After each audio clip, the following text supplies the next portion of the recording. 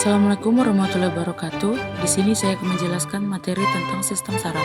Sistem saraf merupakan suatu sistem koordinasi yang bertugas menyampaikan stimulus dari reseptor ke saraf pusat untuk diterjemahkan dan mengantarkan informasi yang diperoleh oleh efektor. Sistem saraf memiliki 3 fungsi. Yang pertama, input sensori, yaitu menerima rangsangan untuk kemudian diteruskan ke otak dan sumsum tulang belakang. Kemudian, integrasi. Otak dan sumsum tulang belakang mengelola informasi yang diterima dari seluruh tubuh dan mengirimkan kembali respon yang dihasilkan. Ketiga, output motoris. Itu mengantarkan impuls ke efektor, baik sel maupun organ, terutama otot dan sel-sel kelenjar, yang akan menghasilkan respon tubuh.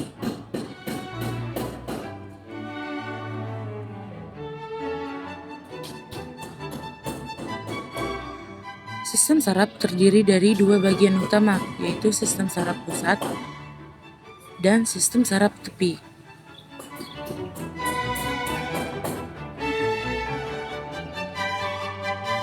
Sistem saraf pusat lokasinya terletak pada bagian tengah tubuh, terdiri dari otak dan sumsum tulang belakang, sedangkan sistem saraf tepi terdapat di seluruh bagian tubuh kecuali otak dan sumsum tulang belakang.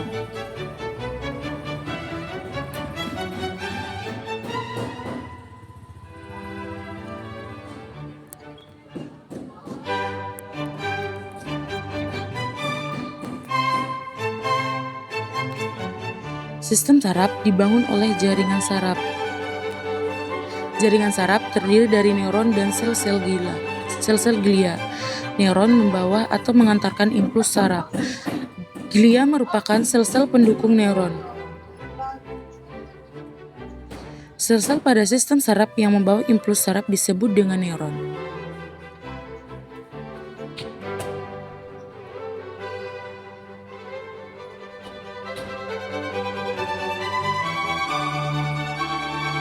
Struktur neuron. Satu, dendrit, menerima sinyal dari reseptor maupun dari neuron-neuron lainnya. Kedua, badan sel, terdiri dari nukleus dan organel-organel sel.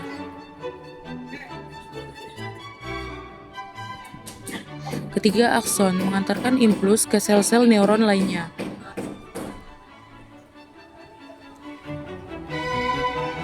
Ini adalah bagian-bagian dari struktur neuron. Tipe neuron berdasarkan fungsinya. Ada 3. Yang pertama, yaitu neuron motorik. Neuron motorik berperan dalam mengantarkan sinyal saraf dari sistem pusat ke efektor. Efektor kemudian memberikan respon terhadap stimulus yang diterima. Kedua, sensorik.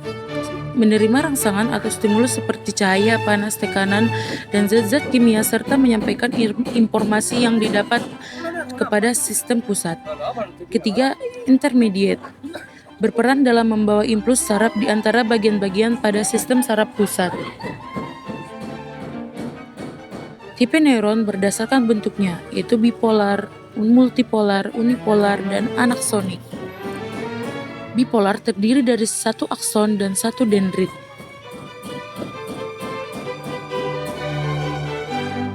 Multipolar terdiri dari satu akson dan banyak dendrit.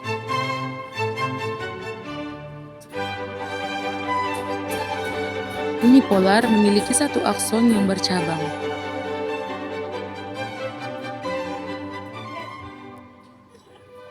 Kemudian anaksonik terdiri dari banyak dendrit tapi tidak memiliki akson. Bagaimanakah proses pengantaran impuls saraf pada neuron? Di sini kita akan menjelaskan proses tersebut. Neuron merupakan sel-sel yang mengantarkan impuls.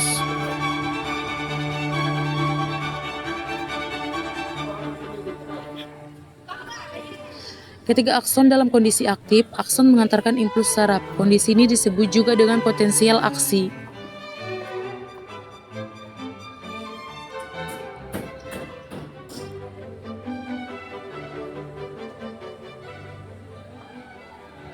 Pada kondisi biasa, bagian dalam akson bermuatan negatif dibandingkan bagian luar. Potensial aksi dihasilkan melalui aliran ion bermuatan positif yang melewati membran akson.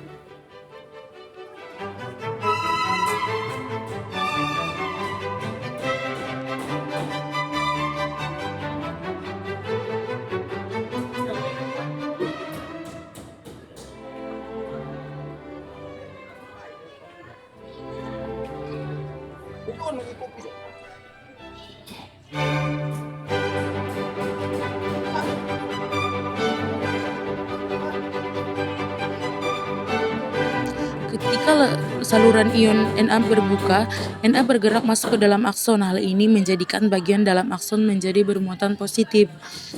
Ketika saluran ion K+ terbuka, ion K+ bergerak keluar akson. Hal ini menjadikan bagian dalam akson menjadi bermuatan negatif kembali.